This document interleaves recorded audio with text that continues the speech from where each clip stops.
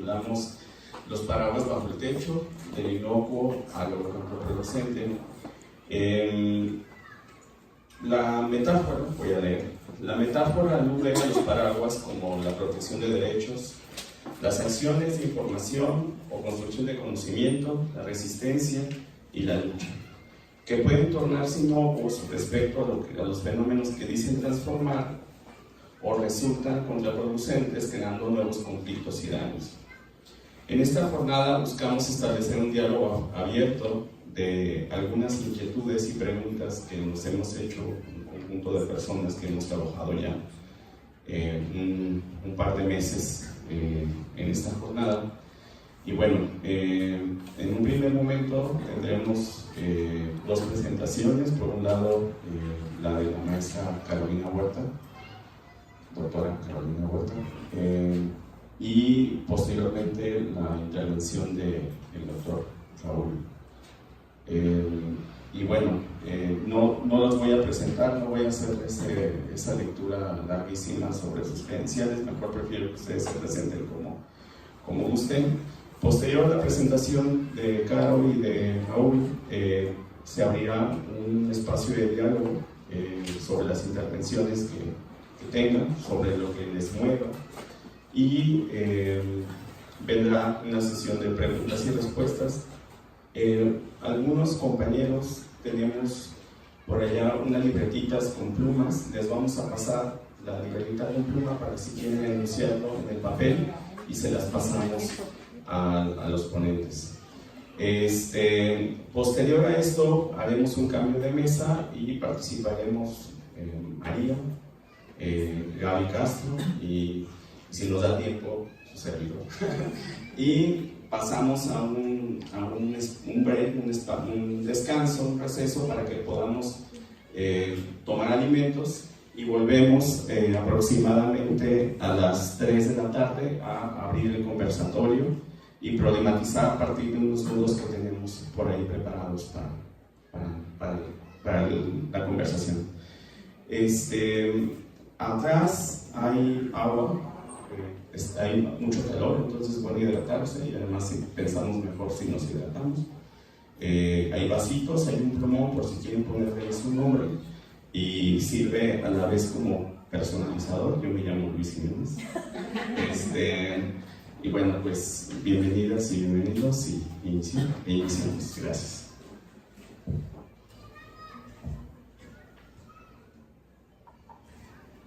Dale, Bueno, buenos días, gracias por su presencia. Bueno, ahora sí, tengo que acercarle. Bueno, muchas gracias por estar aquí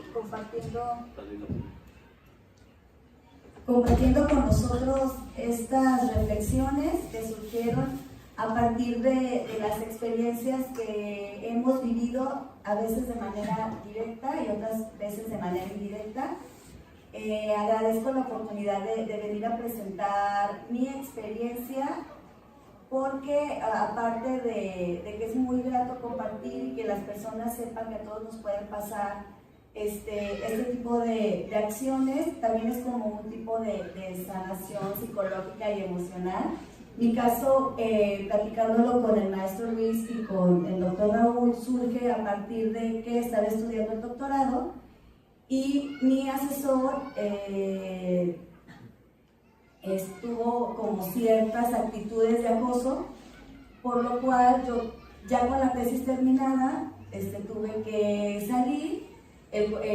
La institución no me respaldó porque obviamente él era el doctor, el docente, el reconocido, y nadie me quiso firmar mi examen. Entonces tuve que salir, tengo una deuda en CONACYT y tuve que volver a hacer otro doctorado, ya por orgullo propio y dignidad, como para sanar esa parte. Pero entonces a partir de ese hecho surge mi trabajo que les vengo a compartir el día de hoy, que se llama La ilusoria dignidad de los cuerpos femeninos en la academia. Les hice esta breve introducción para que se contextualicen y vean de dónde parte este trabajo. Bueno, me voy a permitir leer rápidamente, me voy a apoyar del PowerPoint con imágenes de una película que me gusta mucho que se llama Libro de Cabecera y que parte exactamente de cómo la palabra y los cuerpos forman hechos de los cuales la divinidad es como un fantasma o una sombra. Bueno, esta jornada de trabajo surge a partir no solo de las reflexiones alrededor de las estrechas y complejas relaciones entre poder, violencias, palabras, actos. Esta reunión intenta hacer evidente el carácter violento de ciertos actos del habla que se corporalizan, en especial las características que asume la injuria, la injusticia, que termina en la exclusión, discriminación y aún peor, en la autoexclusión y en la autodiscriminación. El epígrafe que incluyo en esta lámina me gusta mucho porque este epígrafe me hace preguntarme por qué darle a la palabra la capacidad de materia viva, de materia actuante, que toma forma, que se vuelve actitud y acto, pero que también teje, brilla y retumba y sangra. Quizás, y me hago otra pregunta, ¿por qué la palabra es materia vívida y viviente que se encarna en los cuerpos como el verbo que se hace carne? Quizá, me vuelvo a preguntar, ¿por qué ella en sí misma es acto y violencia? Tal vez porque la palabra transforma en voz el silencio y se constituye en acto de violencia que ejerce el ser humano para arrancar al otro de la mudez y el silencio, para transformar su carne y sus huesos en cuerpo hablante, para así instaurarlo en la existencia y en su estar fuera y afuera de la materia que lo obliga sin escapatoria a entrar en el exilio que la palabra promete como asilo, como patria, nación, territorio, nombre, como lengua. El precio a pagar es muy fuerte porque somos arrojados a la cultura. Pensar así la palabra, será necesario elucidar su violencia y no olvidar ni por un instante que violencia es también una palabra violenta. ¿Qué trae consigo la palabra violencia en su empleo ordinario que usamos cotidianamente y que a veces ni siquiera nos damos cuenta? ¿Qué se atesora en ella de la experiencia sanguinaria de odios, humillaciones y amenazas que encontraron su ejercicio en el hacer de la humanidad? ¿Cuál es la riqueza de matices que se exhiben en su simple uso, en su uso más cotidiano? La palabra, por favor, la palabra violencia tiene múltiples sentidos, significaciones multiplicadas. Es utilizada en contextos disímiles, en situaciones diversas. La palabra es directa y contundente, buscando herir los cuerpos, o soterrada y escurridiza en el disimulo. Ataca cuerpos, quiebra espíritus, desapropia al sujeto de sí y de aquello que posee. Se dice que puede ser física y también simbólica. Es una noción polisémica y aún más. Se disemina en su sentido por doquier. Hace referencia a nuestra experiencia de todos los días. Se conjunta y entrelaza con un sinnúmero de nociones como agresión y agresividad, daño, coerción, violación, robo, acoso, estupro, dolo, dolor, asesinato y muerte. Produce siempre una herida que se ensaña con los cuerpos. En ese sentido, esta noción va creciendo y sin querer la enmarcamos en estatutos teóricos, en las disciplinas sociales y sin darnos cuenta o dándonos cuenta, se inmiscuye en todas ellas y deja su huella, hace su aparición en una y otra, ya sea como parte constitutiva de los mitos fundamentales, como manera de entender y comprender la alteridad.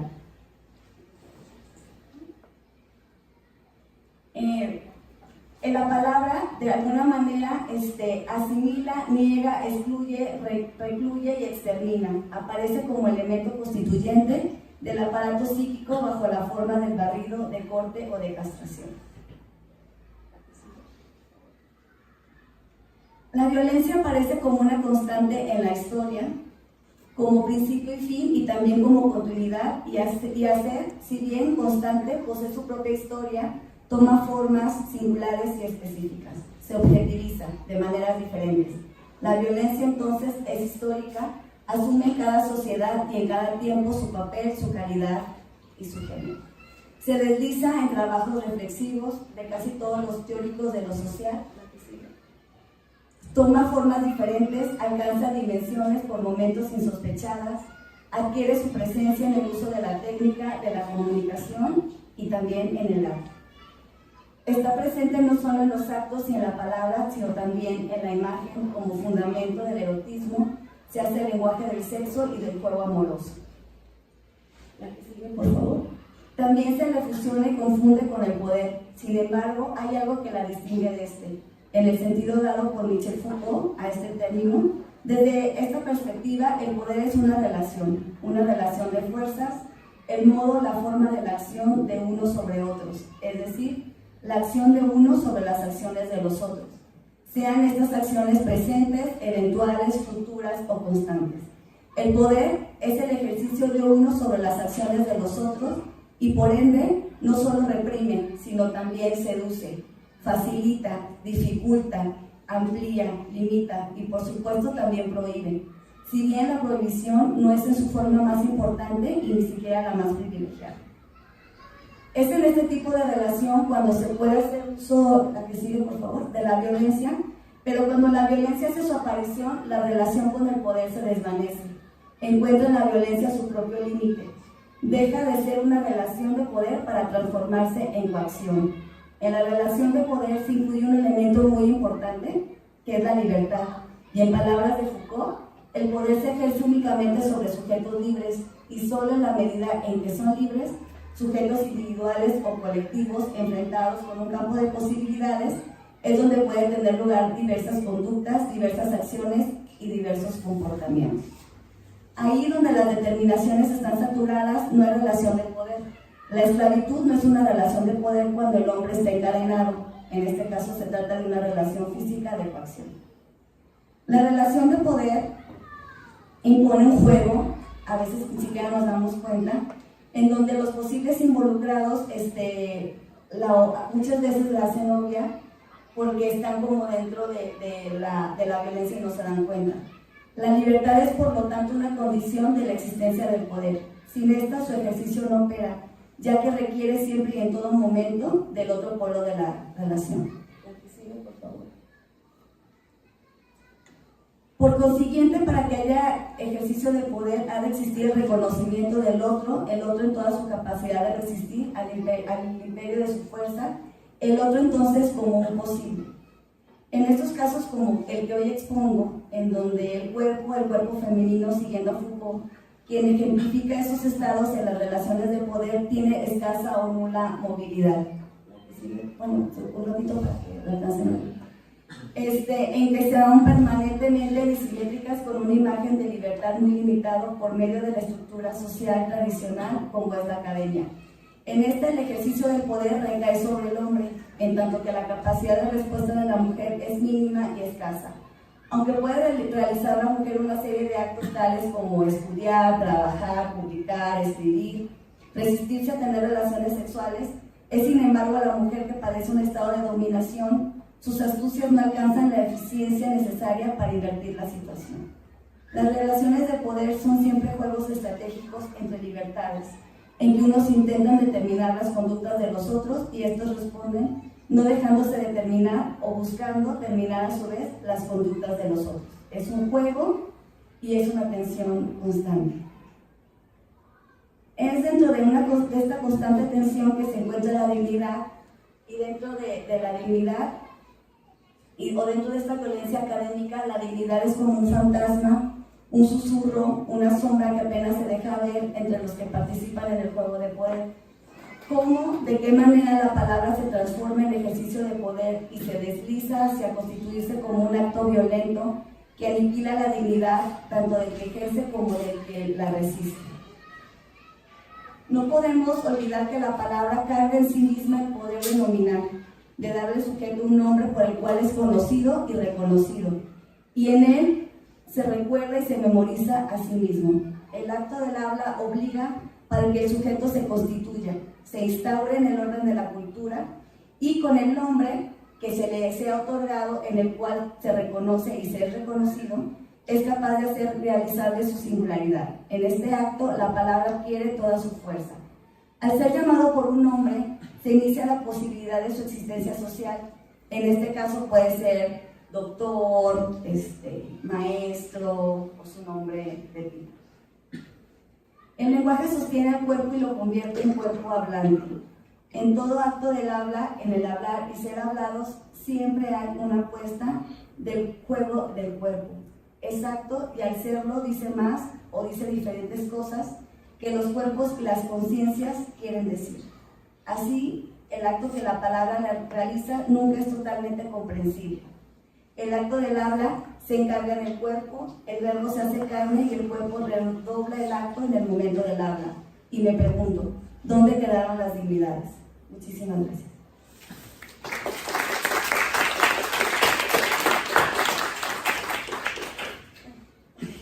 Creo que leí más rápido. Sí, muchas gracias, Carmen. Está mi correo, por si alguien quiere que le envíe la presentación o el texto en extenso, con mucho gusto. Ahí está.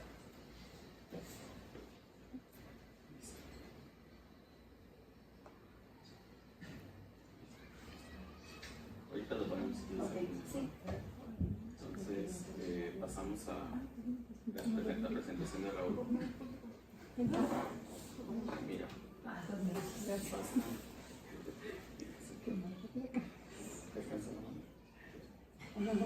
Déjame yo más. Sobre la luz, ¿cómo? La luz, si quieres, la apagamos allá. Yo sé que ahorita me dicen ¿Cómo? ¿Y el mejor apagada? no ¿Está allá donde estás ahí? la luz. La luz. Ajá.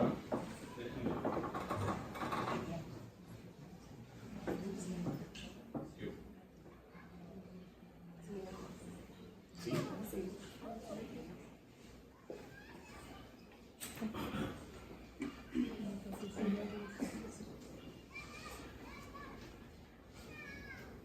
Bueno, sorprendentemente estamos a tiempo, justo como el programa lo decía. Bueno, no te presentaste mucho, ¿no? Más bien no me presenté nada. No sé si quieres Bueno, aprovechar. estaba tan emocionada por compartirles el trabajo que no me presenté. Bueno, soy Carolina Huerta, trabajo actualmente en la Universidad Pedagógica Nacional, Campus Zapopan.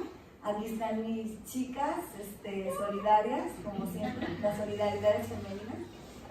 Y bueno, tengo mi línea de investigación es de educación intercultural, sobre todo. He trabajado con etnias indígenas de Venezuela y de aquí de México.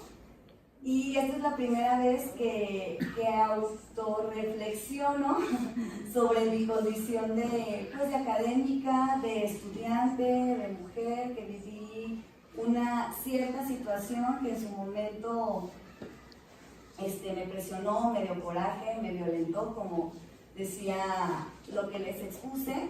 A lo mejor me apresuré mucho en la lectura, pero estaba yo tan emocionada haciéndola, porque fue como un acto, diría Jodorowsky, de psicomagia, ¿no? Como sanar esa parte de una manera luminosa, y pues qué mejor haciéndolo con un trabajo académico para compartirlo con ustedes, y que espero que les haya movido, que les haya dejado algo y poderlo comentar al final de esta mesa. Y muchas gracias. Bien, yo soy Raúl Santana, soy el culpable del título extraño de esta actividad y un poco de su descripción, y así como de convocar a algunos otros que están aquí hoy conmigo al frente y por ahí atrás también ayudándonos. Yo soy psicólogo, tengo formación también de posgrados en ciencias sociales. He trabajado el tema de la atención pública del suicidio y también la tentativa de suicidio desde el punto de vista psicosocial. Por tanto, me he enfocado últimamente mucho en los riesgos psicosociales. Y bueno, con este tema del suicidio ha sido muy curioso, ¿no? Cómo irlo estudiando como un tema público después acercarme a las personas que quisieron quitarse la vida, y el año pasado haber vivido al menos una semana una situación que me ayudó a imaginarme lo que se siente querer salirse de este planeta.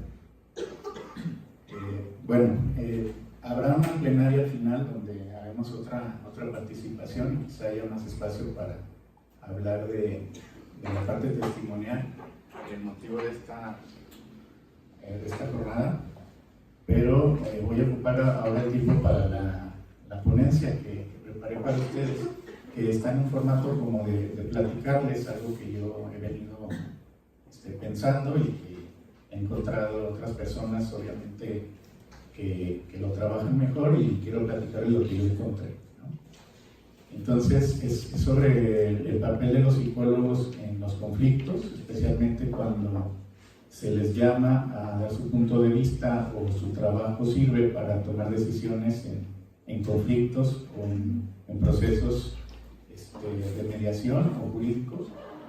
Entonces es sobre esto de la psicología jurídica y una reflexión sobre si no estará sirviendo en muchas ocasiones a extender la ira, no tanto a tomar la ira que está para hacer algo provechoso, sino muchas veces a sacar provecho de ella, ¿no?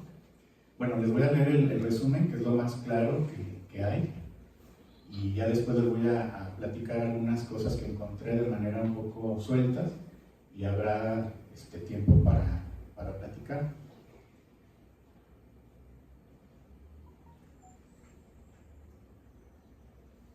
Ese es el temario. Entonces, en este trabajo se reflexiona sobre algunas problemáticas que se pueden producir con la intromisión por parte de psicólogos en casos de atención social o jurídica de conflictos, tanto por omisión, errores o por una correcta ejecución de técnicas y conocimientos en un contexto donde, de cualquier forma, los efectos de ese trabajo terminan produciendo más daños, conflictos o sirviendo un sistema de recolección de la ira para el usufructo económico o del ejercicio crudo del poder.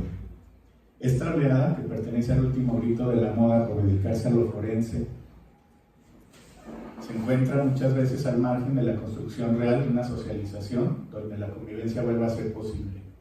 Estos problemas muestran no solo la presencia de incapacidades técnicas, sino también la manera en la que fácilmente la psicología jurídica puede abonar a la confrontación y constituir una manera de reabsorción rentable de la ira, más que una herramienta de prevención social. Se advierte sobre cómo esto puede afectar a cualquier actor social, pues las lógicas derivadas no se encuentran delimitadas o fijas, sino difuminadas ahí donde hay recursos o fuerzas. Por tanto, la ira institucionalizada, con aires de cientificidad, puede usarse y desatar peores violencias que aquellas que motivaron el proceso de migración. Se invita a que dentro del auge de las escuelas, instituciones y asociaciones de formación se incluya una profunda consideración respecto a las implicaciones sociales amplias, más allá de sus clientelas, en cualquier intervención.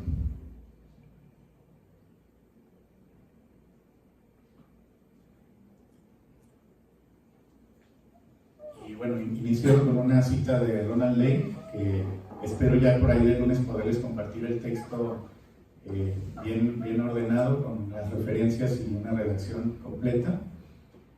Dice la cita de Ronald Lane, afamado y controversial psiquiatra, ¿no?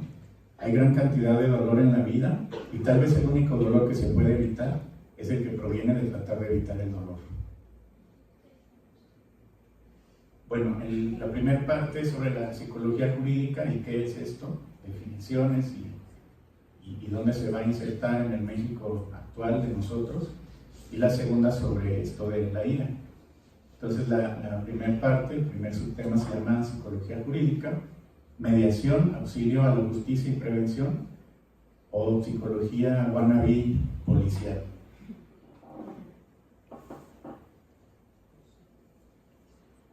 Bueno, ya lo dije, quiero aclarar que aunque este trabajo alude principalmente a los psicólogos en la participación durante conflictos sociales o interpersonales, puede ser extensiva la información y reflexión respecto a otros actores sociales y a los mismos psicólogos en ámbitos más acá de lo jurídico. Y ahora sí lo que está acá proyectado. Bueno, esto es una definición de muchas otras, ¿no? La psicología, como disciplina científica, contribuye al campo del derecho con paradigmas y modelos que explican la manera en que el individuo interactúa con el medio social, mediante procesos cognitivos, emocionales y relacionales que determinan su comportamiento, en este caso frente al sistema jurídico, y este a su vez cumple una doble función. Por un lado, sus decisiones afectan a los individuos que están bajo el mismo, y por el otro, es objeto de sus creencias, intenciones, motivaciones y actitudes. Y sobre esto que está subrayado es que se centra mucho en mi participación. Bueno, yo estuve encontrando muchos textos sobre el nuevo sistema jurídico en México, el sistema de juicios orales, y las reformas pues al sistema, y cómo en el texto suena bastante bien, ¿no? Pero a mí me parece que es algo que va a tardar un tiempo y que no estamos seguros si se vaya a reflejar en la práctica. Se supone que esta aplicación científica, ¿no? de la facilitación de procesos que no sean directamente penales o confrontativos, promovería pues, políticas sociales o públicas que vayan resolviendo ciertos problemas.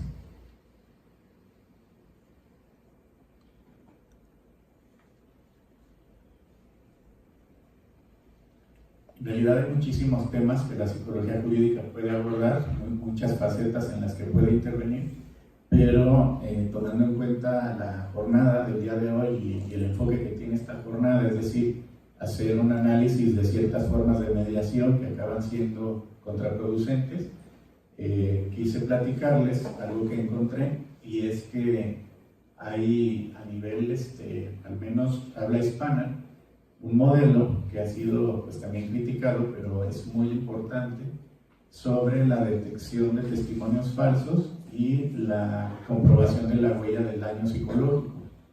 En realidad, este tipo de procedimientos yo no los veo muy comúnmente mencionados en el trabajo de los psicólogos peritos, y a mí me parece que eso es algo que debería de llamar la atención, ¿no? En la literatura hay pues, implicaciones de esto. Hay por una parte trabajo experimental, pero también en juzgados y en modificaciones a las leyes en España y en Chile, en donde este modelo pues, ha sido retomado y ha facilitado la impartición de justicia de una manera más científica y considerando muchos otros factores, ¿no? Bueno, este sistema se llama Sistema de Evaluación Global de la Huella Psíquica y del Testimonio. Ya tiene su tiempo, ¿no? Y bueno, consiste en una serie de procedimientos dentro de la toma de testimonios para asegurar que los testimonios sean reales, es decir, evitar en lo posible los falsos testimonios o la simulación del daño psíquico en procesos que implican a cualquier actor social. De hecho, incluso esta inicia mucho con los testimonios con niños. Y bueno, habría que conocerlo un poco más, porque a mí me parece que este procedimiento no se está incorporando mucho, al menos en nuestro contexto.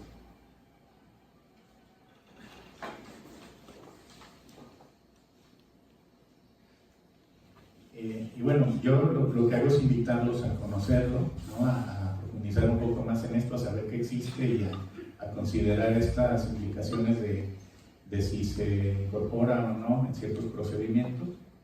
Y bueno, lo que dice ahí son estas dos grandes partes, ¿no? El asunto de las declaraciones y cómo están armadas de manera que muchos factores pueden hacer que constituyan testimonios que se desestimen por cómo se realizaron, lo cual es contraproducente en el caso de que haya algo que perseguir, o por otro lado que pudiera haber testimonios falsos, ¿no? Este modelo ha sido criticado porque su base analítica es el análisis de contenido, y los que trabajamos un poco en ciencias sociales o humanas sabemos que el análisis de contenido no es de los mejores métodos, ¿no? de comprensión de fenómenos. Sin embargo, son pioneros estos autores en este procedimiento, y hay revisiones y hay modificaciones que los han ayudado a seguir aportando, ¿no? Y bueno, el otro parámetro es el asunto de el daño psicológico, que en algunos trabajos que estuve leyendo se comprobó que es más fácil detectar la simulación del daño psicológico y más difícil detectar el falso testimonio por una serie de condiciones en las que se dan la toma de declaraciones o las entrevistas clínicas forenses. Bueno, les leo las etapas, que me parece muy relevante conocerlo porque nos da como una idea de cómo ciertos mediadores en conflictos sociales, psicólogos sobre todo, pudieran tener en cuenta esto y, claro, cuidando mucho el asunto de revictimizar o desestimar los testimonios, pero sí cuidando las formas y asegurando que se está trabajando de manera científica. Entonces, este asunto de la obtención de la declaración, que muchas veces las declaraciones se obtienen mucho tiempo después, en condiciones que afectan pues, la memoria, después que se repita la declaración y entre una y otra hay un análisis de contenido y de lo que llaman ellos la realidad, contrastar las declaraciones en el proceso, el análisis precisamente del contenido referido a los hechos. Hay estudios donde refieren que cuando se está simulando un testimonio, ciertas narraciones incluyen datos que tienen que ver con descripciones mucho más precisas de cuestiones físicas y de sensaciones y otras cosas, y en la simulación muchas veces esto no lo incluyen o no corresponde entre una y otra. Entonces eso nos va dando como la idea de cómo detectar esto. Lo que llaman la fiabilidad de las medidas, la medida de las secuelas clínicas, que hay muchísimas formas de detectarlo, y ahí hay como muchísimo trabajo que hacer. Otros actores implicados, la personalidad y capacidades de los actores, es decir, cuando hay actores que por su condición se puede presumir alguna afectación en su declaración, y cómo se va a presentar el informe, y ese es uno de los puntos más importantes.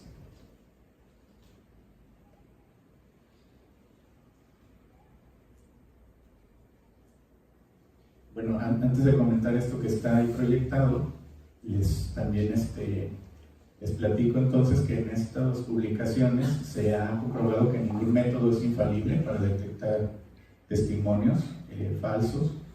Esto se tiene que complementar con otro tipo de disciplinas y de trabajo de otros profesionales e instancias. Es decir, que ninguna prueba por sí misma debería de dirigir un juicio. Y bueno, les recomiendo el trabajo de Ramón Arce, que es uno de los creadores de este sistema, de la Universidad Santiago de Compostela. Es un experto en psicología del testimonio, es todo un campo de saber. Y Francisca Fariña, ella tiene algunas obras, por ahí vi que en librería Gandhi tiene una que se llama Violencia de Género, Tratado Psicológico y Legal, y La Mediación como Remedio de Solución de Conflictos.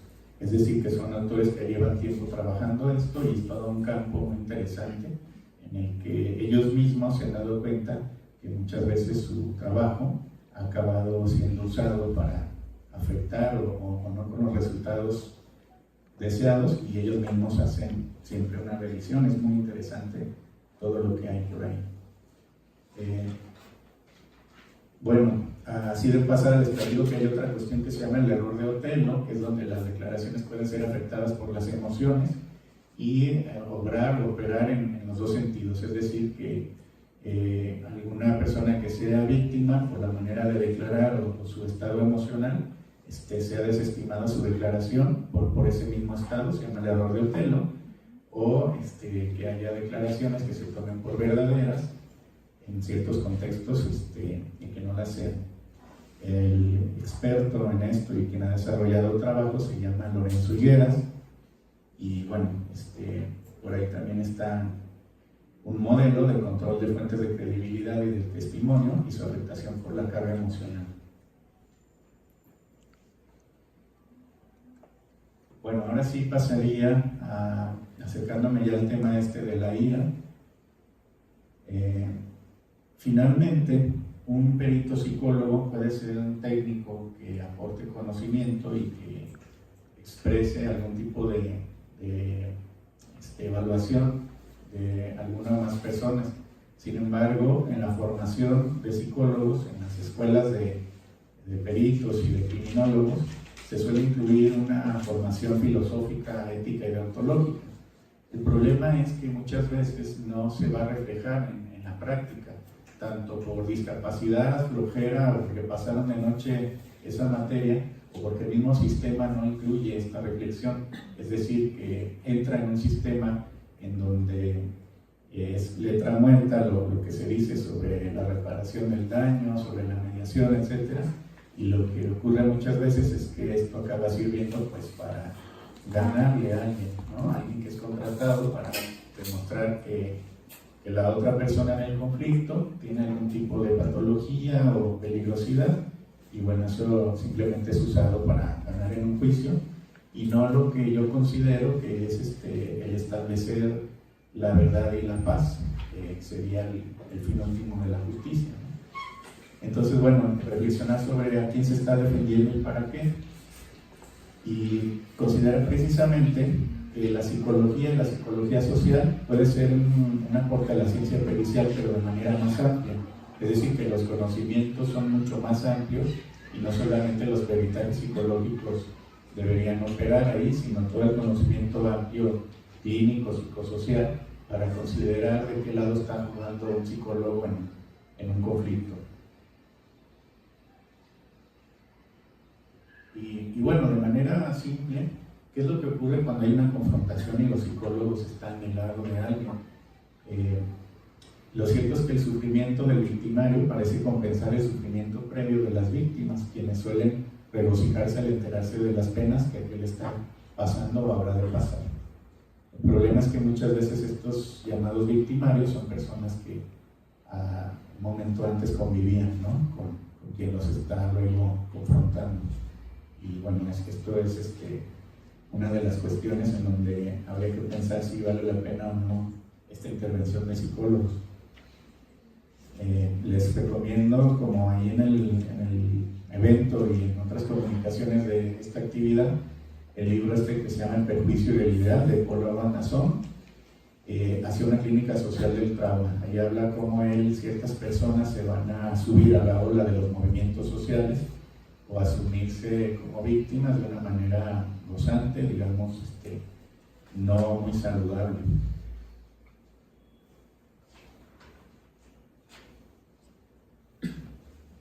Bueno, paso a la segunda parte, que tiene que ver con esta expresión de la ira. La ira la retomo del trabajo de varias personas, ¿no? Por ejemplo, esta ponencia de Marta Nussbaum, que por ahí pusimos el video fijado en el evento y en el Twitter, pero también el trabajo de Peter Sloterdijk, Ira y tiempo, o la expresión llana, ¿no? de cómo existe la ira en los conflictos y cómo puede tener distintos destinos.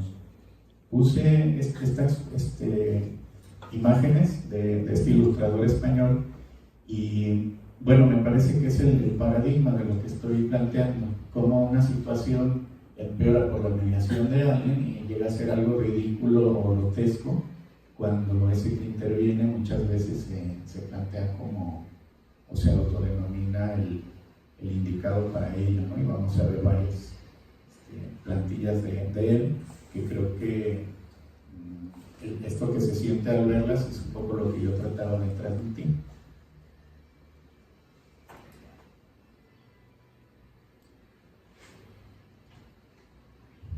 Bueno, quise incluir un poco de citas de este sabio, ¿no? Que ya murió, de Jiddu Krishnamurti, porque a mí me parece que es muy complicado seguir su planteamiento, pero ojalá algún día nos acerquemos a esto, ¿no? Dice: esto no significa que usted no deba luchar, pero no dé por sentada la virtud de la lucha. Entonces se da por sentado la buena intención, la racionalidad, el conocimiento completo, cuando se está invocando de palabra, pero no como un acto inextenso. Muchas situaciones pueden mostrar cómo esto se pierde una y otra vez, dejando al descubierto incapacidad o motivaciones desviadas, sectarias o circunstanciales. muchos chistes que circulan sobre los abogados, como crítica a un papel muchas veces maquiavélico o desviado, también puede ir siendo aplicado a los psicólogos en el ámbito jurídico. Esta crítica sería sumamente saludable.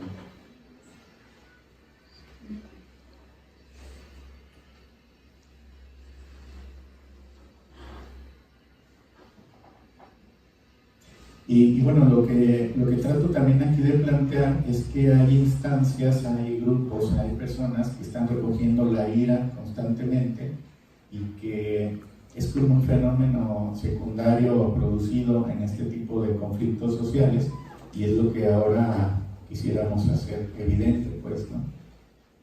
Cito a una autora que dice: lo que no pasaría a ser más peligroso que un complejo neurótico tratado bajo terapias psicoanalíticas, si no existieran movilizaciones que recogen depósitos de insatisfacciones y ofrecen como recompensa la posibilidad de venganza de los afectados.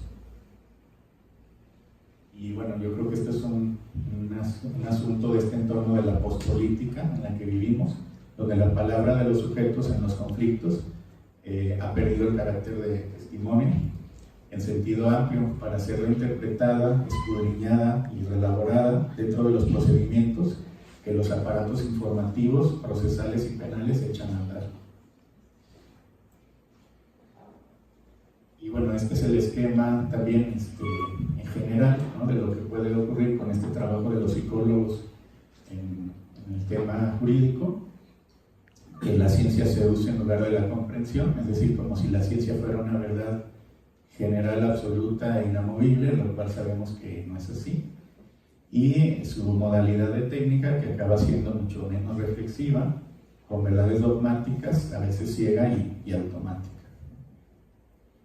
Y bueno, tenemos muchas veces a este tipo de sujetos regocijándose en su papel. Me parece genial, ¿no? Caricaturista. Entonces esto acaba siendo, pues, estando a servicio de un mercado que no solamente es un mercado económico, sino también de fuerzas, ¿no?, de intereses o de motivaciones, en una metaregulación. Esta metaregulación es lo que no existe, es decir, que yo abogo por una ciencia atea, es decir, que la ciencia no fuese el nuevo Dios, sino que en la expresión de Nietzsche, donde Dios ha muerto, finalmente eso se puede trasladar a que los seres humanos somos responsables de nuestros actos, y la ciencia no nos va a responder tampoco finalmente de cómo vamos a vivir. No hay esta metaregulación, esta estaría más bien por el lado del diálogo, la filosofía, la religión y la cultura. El sistema de justicia como sistema de cobros y represión como objetivo más importante, donde el fin no justifica los medios, porque el fin es una abstracción que no se alcanza, solo se alude como justificante de las desviaciones.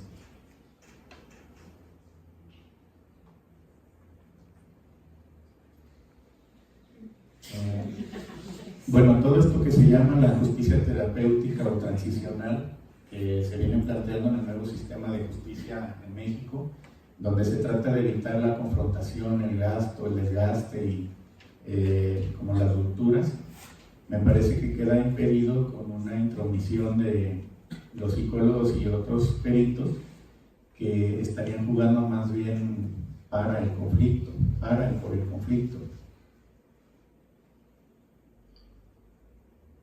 Y bueno, hay algunos autores que lo mencionan, ¿no? Dice: el nuevo modelo de justicia incluye la adopción de medidas alternativas, etcétera, etcétera. Pero dice, esto hay que sumar la sensibilización de la comunidad acostumbrada a entender la justicia con un enfoque represivo. Y bueno, hay muchos beneficios de esta justicia alternativa, terapéutica, pero que están, digamos, en contra de las costumbres bajo las cuales vivimos.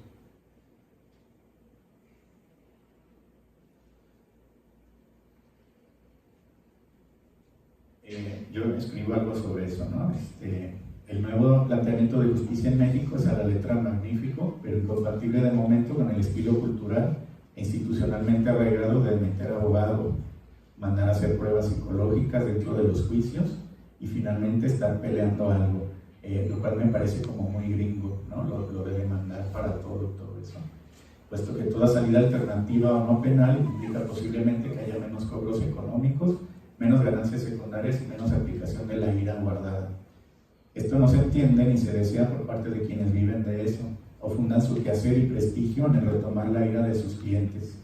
Simplemente va en sentido contrario de la reforma penal y las costumbres viscerales bajo las que vivimos como pueblo y como ciudadanos, acostumbrados a la queja, al descargo bruto de la opinión y al uso de derechos como derecho a reclamar y a pasar por encima. De otra forma, no se siente como derecho ejercido. Y bueno, encontré una expresión que se llama efectos perversos, que me parece que la desarrolla primeramente el sociólogo Raymond Boudon. Y bueno, ha habido unas revisiones a esto porque el supuesto de este sociólogo es como una especie de sociedad o grupos donde los individuos tienen primeramente agencia y racionalidad.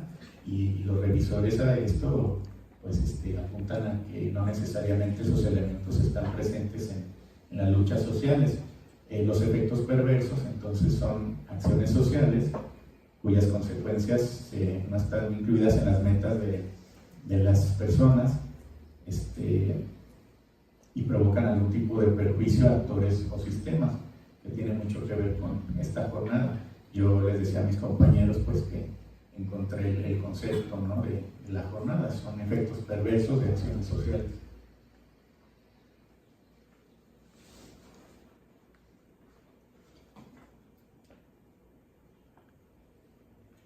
Y bueno, lo que yo creo que se produce dentro de estos efectos pues es esto y otras cosas, ¿no? Yo pienso también que muchas veces esto refleja un fracaso de la cultura o la capacidad de dialogar en cierto momento, y eso retomado por estos actores que hacen usufructo de ello, y muchas veces hubiera sido solventado quizá con un diálogo o directamente pasar a la violencia, porque acaba finalmente sucediendo la violencia, ¿no? Sin haberle dado a ganar a alguien más. Entonces hay rupturas, marginación, expulsión, como los testimonios de la jornada lo muestran, rencores insalvables, daño moral y psicológico, caída de patrimonio, corrupción y sobre todo esto que es muy grave, la violencia extrajudicial. Cualquiera conoce a alguien que puede hacer un trabajito, ¿no? Y es un error pensar que alguien tiene a la mano eso y los demás no, es un error. Y todo esto es muy propio de la actual composición social.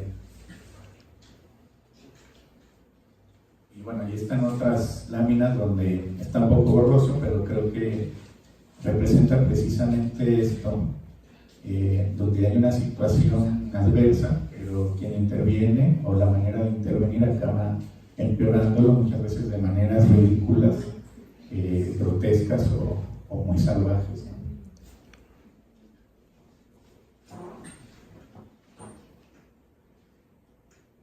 Aunque es desagradable, me parece que es un tipo de denuncia, a lo mejor no hay una propuesta ahí, ¿no?, pero sí ayudar como a movilizar y a no normalizar este tipo de cosas.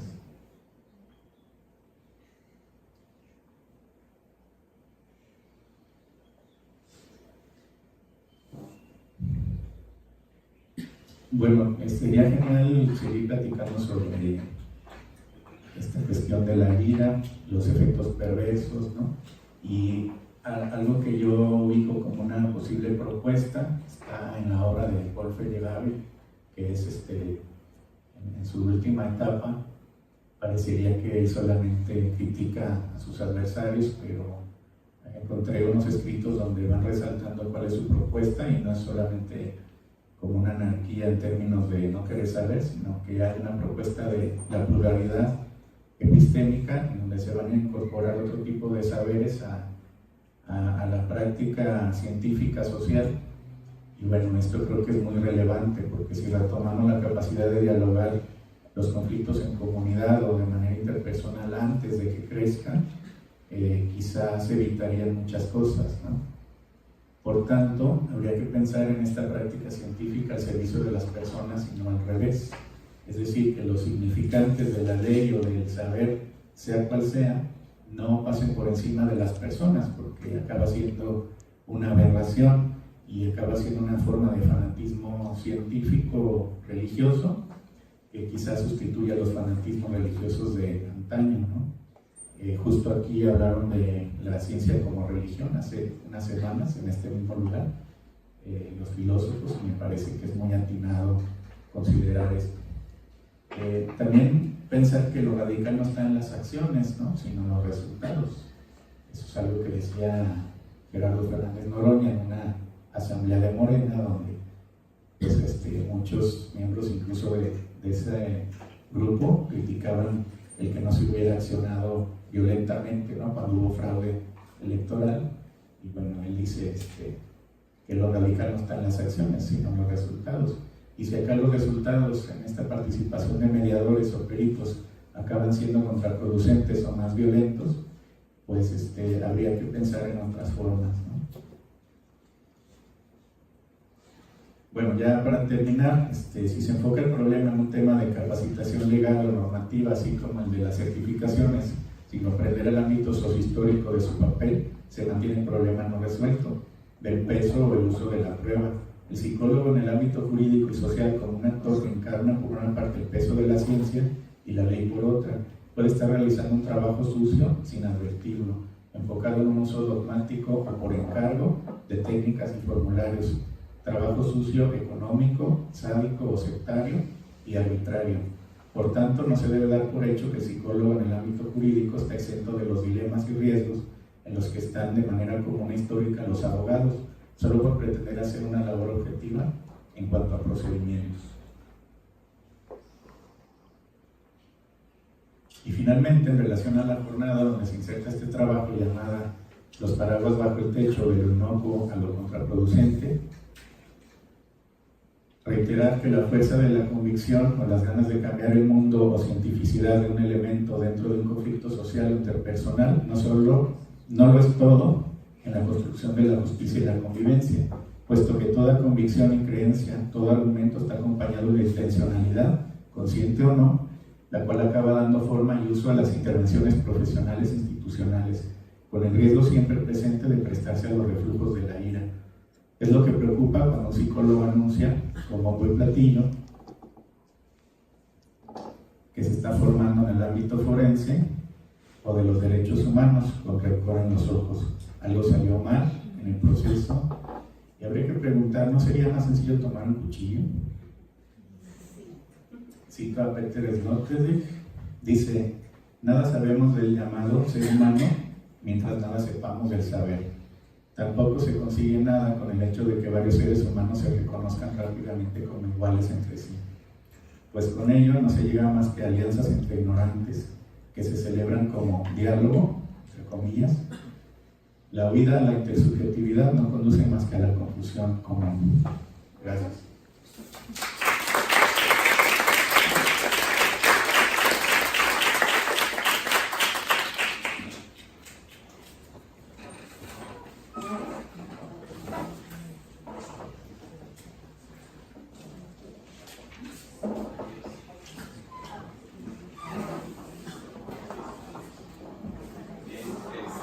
¿Alguna persona quiera hacer alguna pregunta?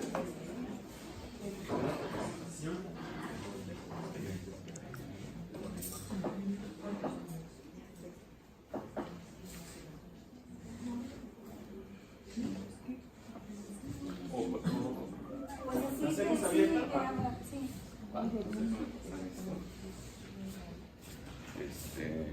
Listo. Lu, Hola, buenas tardes. Me ha gustado bastante la presentación. Yo tengo una pregunta sobre esta parte de la psicología jurídica que, bueno, bien llamados psicólogos wannabes, ¿no? ¿Hasta qué punto el mercado también ha entrado, bueno, todos los espacios sociales y los espacios de encuentro social se han mercantilizado, todos los aspectos de la vida social se encuentran ocupados por el mercado? ¿Hasta qué punto estos intereses mercantiles hacen mella en los que solicitan la justicia para que no que no solamente no se ejerza, sino que pasa el efecto contrario ese que mencionas, donde no se llega al fin último, que es la búsqueda de la paz y la búsqueda de la verdad.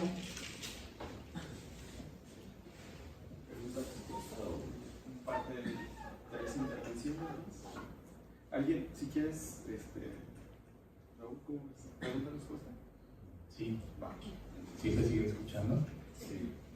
Pues eso ocurre, digamos que creo que todos los psicólogos o profesionales de cualquier ámbito, médicos, etcétera, pues tenemos que seguir trabajando, ¿no? A pesar de eso.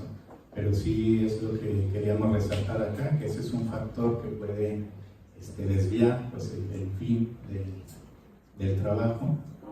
Y bueno, ocurre mucho, por ejemplo, con el ámbito laboral. Los psicólogos en el ámbito laboral juegan de muchas maneras, pero su trabajo acaba sirviendo muchas veces a toda esta forma de relación tercerizada de trabajo. Y esa es la advertencia, ¿no?, que puede ocurrir con este asunto de tener como buena intención al acercarse a alguna instancia de mediación, pero que finalmente las costumbres o el sistema que acaba siendo más de un interés no solo económico, sino a veces de un uso político o comunicativo de las intervenciones, acabe siendo otra cosa. Pues, ¿no? De todos modos, creo que este saber y esta reflexión debe ayudar a seguir trabajando. No creo que la gente deba quitarse de ese lugar, ¿no? Sí creo que es un aporte, pero hace falta este posicionamiento. ¿Alguien más?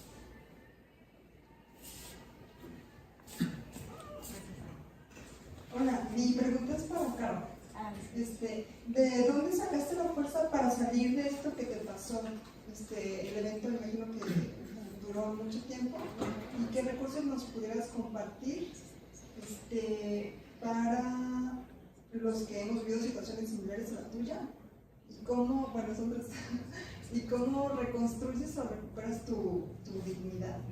Sí, gracias, qué interesante. Gracias, qué interesante lo que planteas, porque cuando nos empezábamos a reunir para este trabajo que nos convocó Raúl, a partir de reflexiones, de ideas, de sucesos que habíamos vivido, fue cuando me di cuenta que había vivido como en una depresión y que no me había dado cuenta, y que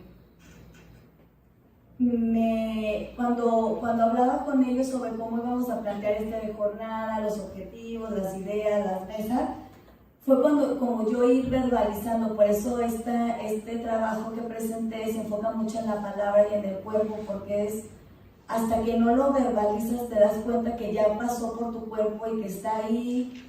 Y les comentaba que en esos días había visto a uno de los profesores que aquí en Guadalajara y que me espanté, hasta me escondí.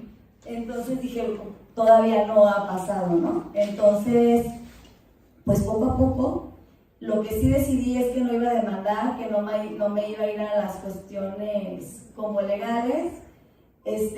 También me arrepentí de haberlo hecho tan grande, ¿no? Como esto que llamaba Raúl, eso de la ira, que me dejé llevar por un momento por la ira, y pasan así, las que han vivido como este proceso van pasando como de distintos niveles de emociones, ¿no? Primero te da miedo, luego te enojas, luego quieres así como, te da mucho coraje, luego te da impotencia, y luego dices, bueno, ya. Entonces, pues eso pasó en el 2008, 2009, ya van 10 años. Tuve que volver a hacer otro doctorado sin beca,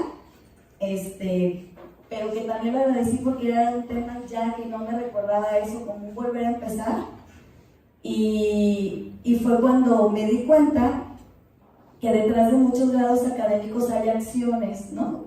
Que como decía Raúl, que son como efectos perversos, ¿no? ¿Qué tienes que hacer para seguir con tu grado de doctor o con el reconocimiento? ¿Qué tienes que hacer o qué tienes que callar? O como esas cuestiones que están ahí. Y pues entender que recuperar mi dignidad es saber lo que no quiero ser lo que tengo no que callar, sino que a partir de la palabra, ¿no? Reconocerme a mí misma y como poner una distancia de las acciones que yo no quiero hacer, las que no voy a permitir y que yo no quiero ser igual que ellos, ¿no? Y muchas gracias. ¿Alguien más?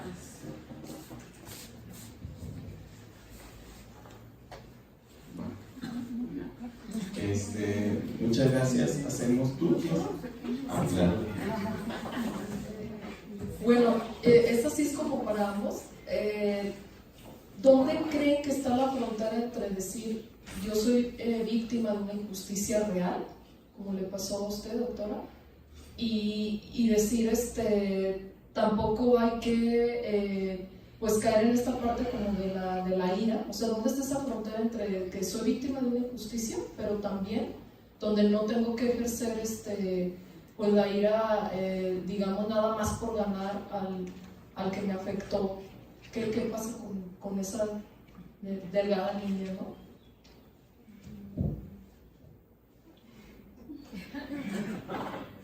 Sí, es que me quedé pensando en eso de lo que hablaba en mi trabajo, ¿no? Como en este juego tenso, en donde a veces eres víctima, pero también a veces eres victimario, en donde no hay como los papeles marcados, en donde yo tampoco me quiero poner así en el papel de, ay, me hicieron, ¿no? Porque yo también, pues puse el dedo, denuncié, y eso también llevó como otras implicaciones en donde yo ya era la victimaria con el pobre inocente, ¿no? Porque, ay, pues como alguien tan reconocido le están levantando como esos falsos. Es como un juego constante en donde está el poder, las relaciones, lo perverso, también lo tenso, porque cada quien tiene intereses, ¿no? En este caso yo quería, mi interés máximo era que me reconocieran la tesis porque yo ya no quería volver a hacerla, yo ya la había hecho. Entonces mi interés, más que todo, ahora lo comprendo, era háganme la válida ya, por favor, ¿no? Pero ese interés llevaba como todo un proceso de denuncia, de decir esto de que si era falso mi testimonio, si era falso el testimonio. Este es un juego muy perverso en donde como que esa línea es tan delgada que a veces la cruzas y ni te das cuenta. No sé. Bueno, algo que se puede pensar con la ira es que no necesariamente es algo que hay que desechar, ¿no? Sino que habría que canalizar, y que cuando en la historia ha tenido como un encauce colectivo, muchas veces ha mejorado las cosas, ¿no? O sea, ha sido como una fuerza, pero lo que vemos es que se puede desviar o retomar por otros agentes, y precisamente en esta intención acabar en otro destino, y eso creo que es lo que hay que cuidar, ¿no? En todas estas mediaciones, como incorporar esta reflexión, no dar por hecho que la pura intención o la fuerza son suficientes, ¿no? Sino considerar muchas cosas más allá. Por tanto, es como muy complicado que alguien sea experto, ¿no?, en eso y quede fuera como de los riesgos, pero sí creo que se puede estudiar, se puede dialogar y se puede acompañarse con eso, y creo que no es lo mismo, ¿no?, a que alguien directamente o impulsivamente quiera poner a trabajar eso, pues.